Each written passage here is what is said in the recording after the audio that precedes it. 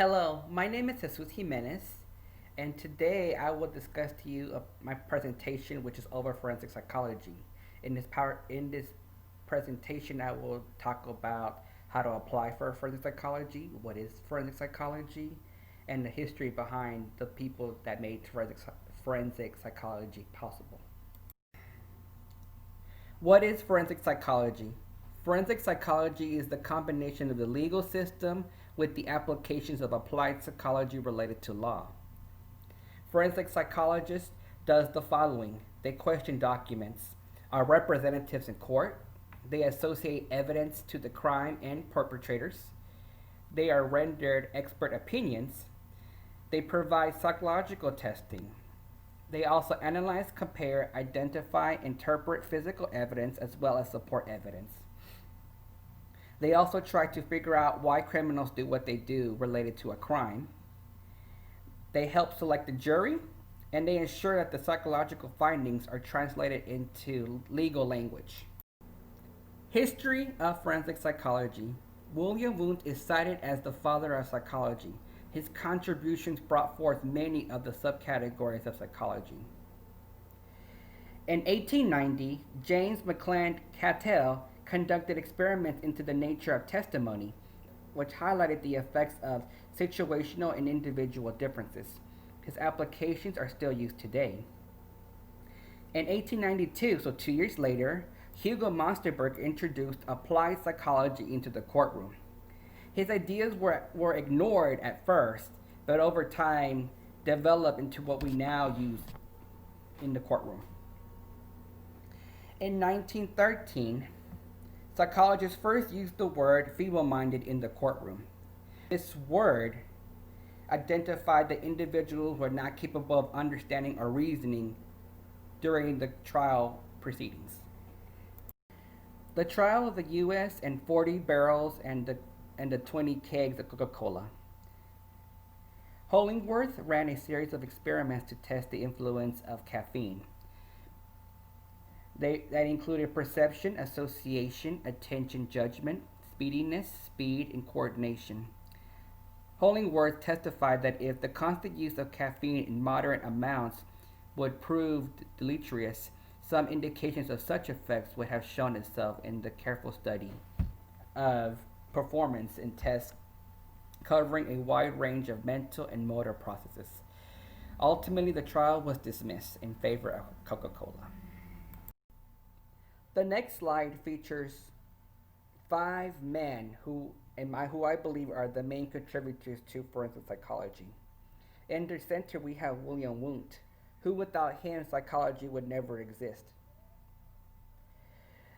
On the left-hand side, we have Hugo Monsterberg, born June 1st, 1963, and died December 16th, 1916. He was the first psychologist to apply principles of the legal field, creating forensic psychology. Underneath him is Albert Bennett, born July 8th, 1857, and died October 18th, 1911. He studied relationships to witness testimony. On the right-hand side, you have William Marston, who was born May 9th, 1893, and died May 2nd, 1947. He developed the first systolic blood pressure detection, also known as the lie detector test. Above him, you have Harry Willingworth, who was born May 26, 1880, and died September 17, 1956.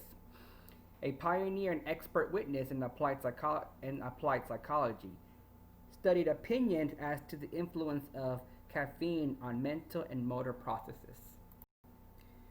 Pros and cons. The pros are this profession is rewarding. There's a high degree of satisfaction. It takes 2 years to complete a master's, and it combines the student's passion for law and psychology. And there's plenty of opportunity to work with different people. Some of the cons are you must speak in front of people. You must assess dangerous criminals. The American Psychology Association requires practitioners to have a doctorate degree to get into this profession and at the average level.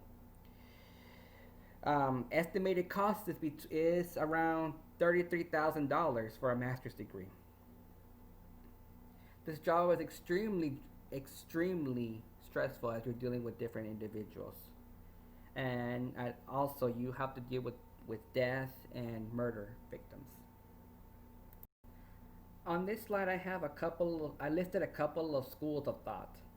So there's no particular order. It's just universities in the U.S. that have a forensic psychology degree.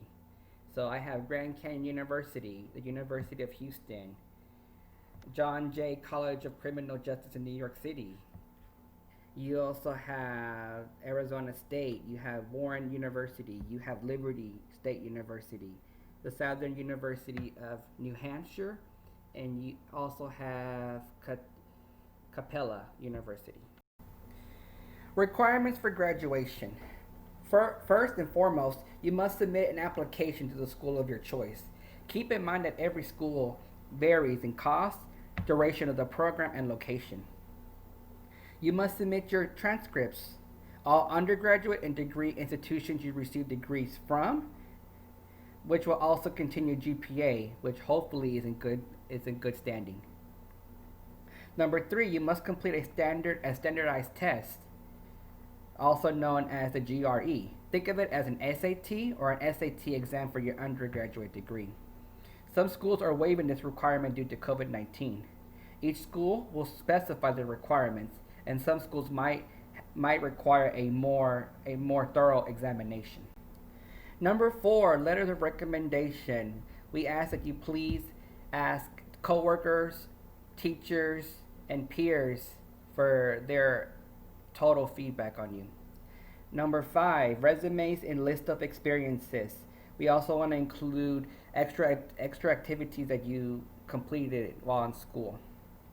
Number 6, personal statements. This statement tells your academic goals and why you choose to major in forensic psychology.